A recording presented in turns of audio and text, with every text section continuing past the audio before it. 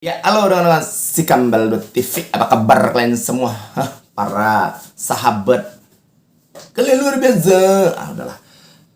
Hari ini tim Sumatera Utara Sada Sumur akan bertanding melawan Persiraja Banda Aceh. Kalau aku lihat informasi di harian atau di koran itu mainnya malam hari, ya kan. Sebelumnya juga beruntungnya Sada Sumut itu udah pernah uji coba kan yang skor 2 sama. Walaupun itu aja hanya ajang uji coba. Karena saya pikir udah berbeda juga saat ini Persiraja ya, karena pelatihnya udah berbeda, ada Coach Jul, kemudian pemain senior juga sudah ada yaitu David Lali dan Andik Firmansyah, kiper juga sudah ada Rifki Moko Dompit ya.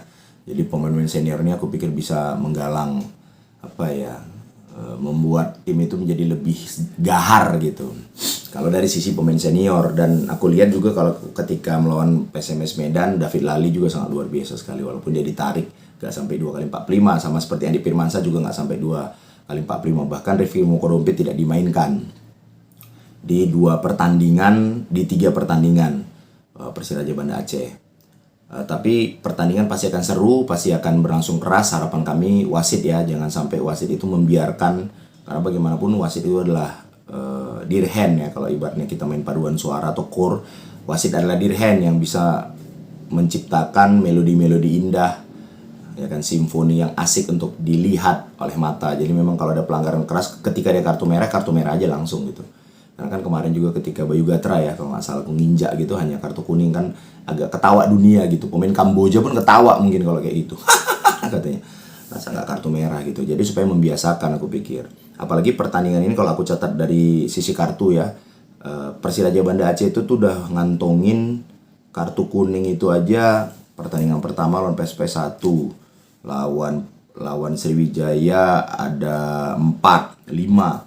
Berarti sudah lawan PSMS Medan ada 3. Jadi udah 8 kartu kuning yang didapatkan oleh pemain Persiraja Banda Aceh di 3 pertandingan. Jadi average-nya mungkin 2,5. Berapa sih? 8 segitu loh average-nya. Kalian bagian sendiri bagi 3 pertandingan. Kalau dari sisa Sada Sumut sama, karena memang kan coraknya juga Rambas Krina juga ya. Itu di pertandingan pertama 1, 2, 3, sudah ada juga 6. Aku lihat dari media sosial ada 6 kartu kuning dari Sada Sumut. Ya, artinya ya sama-sama hanya selisih 2 di satu pertandingan yang lebih dari Persiraja Banda Aceh. Jadi aku pikir pertandingan pasti akan berlangsung keras. Tinggal bagaimana wasit saja jeli dan berani untuk mengeluarkan kartu secara jujur dan adil gitu. Jangan nanti, kan awalnya pasti gitu kan, mau ditendang sana nggak kartu aku bantai juga lah gitu. Jadi jangan kita melihat yang viralnya gitu, tapi efek sebelumnya apa yang terjadi itu adalah efeknya, ya kan? Kayak komunikasi, ada komunikator ya kan, menyampaikan pesan kepada komunikan, kemudian ada efek. Mungkin itu langsung tengok efeknya, matanya apa, mau itu nggak karena kartu kuning ku bantai balik lah kok, gitulah baru viral. Kalau ini bantai itu tadi, kita nggak lihat jalannya pertandingan secara keseluruhan. Itu aku pikir. Jadi tetap kalau saya pribadi dibilang wasit jangan mau disalahkan, wasit hanya manusia. Ya iya, cuman kalau masa keras kok nggak nampak, leher orang ditekuk gini kok nggak nampak gitu. Tapi itu asalnya karena diawali dari detik pertama 2 kali 45 berjalan. Itu bagaimana wasit memimpin, itu aku pikir. Jadi jangan melihat, ya namanya emosi mak, gak usah munafik lah kita. Ya pasti emosi, kan gitu jalan ceritanya. Jadi aku pikir dari awal wasit harus jujur dan adil. Karena benar, sepak bola, nyawa manusia lebih mahal daripada sepak bola itu sendiri. Itu harus kita aminkan, saya pikir, ya kan. Terus kalau masalah starting line up, ada di Persiraja Banda Aceh ada pemain yang tidak tergantikan tuh Fahri. Kalau Fahri itu aku memang bagus ya. Waktu lawan Sriwijaya aku tuh nonton di video.com, dia juga banyak buat penyelamatan. Walaupun katanya sering delay, tapi ya namanya menang kan. Lalu ketika melawan ini, Fahri ini juga keren. Waktu lawan PSMS Medan banyak penyelamatan, jadi dia tidak tergantikan Fahri. Kemudian Agus Suhendar nomor 17, David Lali nggak tergantikan, selalu main. Kemudian juga Kadafi nomor 16, lalu Pires striker asingnya, kemudian Revan nomor 6. Jadi ada 1, 2, 3, 4, 5, 6 pemain yang selalu dimainkan oleh Coach Jul dalam setiap pertandingannya gitu. Walaupun hati-hati juga Sada Sumut karena Arata kayaknya akan bermain, karena di media sosial di Instagramnya dari Persiraja katanya back gitu. Berarti dia back. Oh enggak, dia gelandang. Ya si Arata. Nah, Sada Sumut juga waspada dengan set piece, karena aku lihat pertandingan-pertandingan dari Persiraja Banda Aceh itu sampai si Arata juga buat gol itu rata-rata dari umpan crossing flank kiri dan kanan lalu set piece. Jadi kalau di liga 3 gol mereka semuanya rata-rata dari heading. Semuanya heading kok rata-rata, semuanya heading. Ya kan? Di lawan PSMS Medan juga itu heading. Jadi aku pikir hati-hati dengan set piece, hati-hati juga dengan heading-heading mereka. Sada Sumut 1 gol tapi juga berasal dari set piece. Tamol ya udah di heading cantik oleh seorang Tito. Oh ya, dari line up-nya di 2 pertandingan yang selalu dimainkan Coach Suharto Ade itu selalu ada nama-nama seperti Tito, itu selalu main, Aulia Lubis, kemudian kapten ke-11 Utami, ya kan? Kemudian Sepalepi, Fikra Sepalepi, lalu Alessandro. Nah, ini dia selalu dimainkan 5 pemain ini ya. Jadi ya wajar juga lah ya. Kalau Alessandro kita tahu sama seperti Rian Tamol itu umpan paling banyak yang diberikan bermain mereka dari week ke week. Rian Tamol lupa juga aku.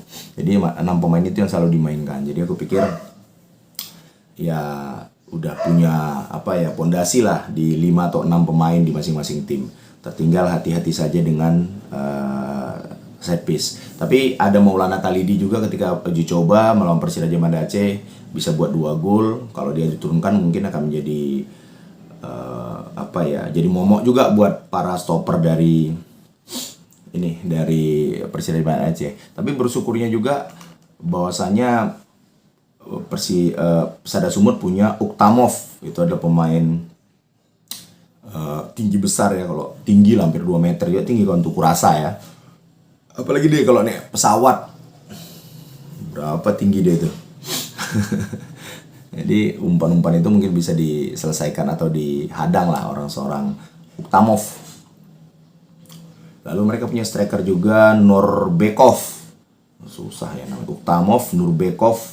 Kayak pemain Bulgaria dulu, Letkov, Emil Kostadinov, Brikov, Shevchenkov. Nah itu dia. Jadi kartu kuning hampir seimbang.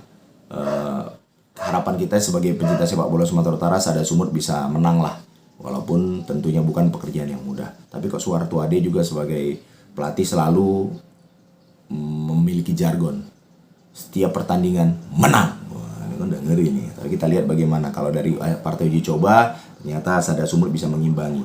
Harapan kita nggak kalah aja, karena kalau kalah semakin jatuh di bawah ya saya pikir. Tapi pertandingan masih jauh, masih panjang ya. Kalau si Sada Sumut masih 2 pertandingan. 3 pertandingan lah sama yang ini. Oke, itu aja dongan-dongan. Kita doakan Sada Sumut bisa memenangkan pertandingan, walaupun harus berhati-hati dengan set piece dari Persiraja Banda Aceh, dan berhati-hati dan jangan pernah kapok-kapok untuk tetap melakukan percobaan syuting segala macam ke gawang daripada Fahri nomor 71, karena pasti dia akan membuat membuat lemah karena nggak gol-gol. Tapi akhirnya memang ketika melawan Medan, PSMS Medan, seorang asing bisa buat gol, si Soja. Itu aja dongan-dongan. Sampai jumpa lagi di video berikutnya. Tetap dukung tim Sumatera Utara, dan harapan kita besok juga derby ngeri boy. PSMS melawan PSDS yang katanya akan menentukan bagaimana evaluasi. Nah, itu aja terbaik buat sepak bola Sumatera Utara. Mudah-mudahan Sada Sumut bisa mengalahkan Persiraja Banda Aceh, walaupun bukan pekerjaan gampang. Tetap semangat buat Rian Tamol, buat Aulia Lubis, buat Alejandro, buat Khalidi. Itu aja lah. Sebanyak dongan-dongannya. Matikanlah.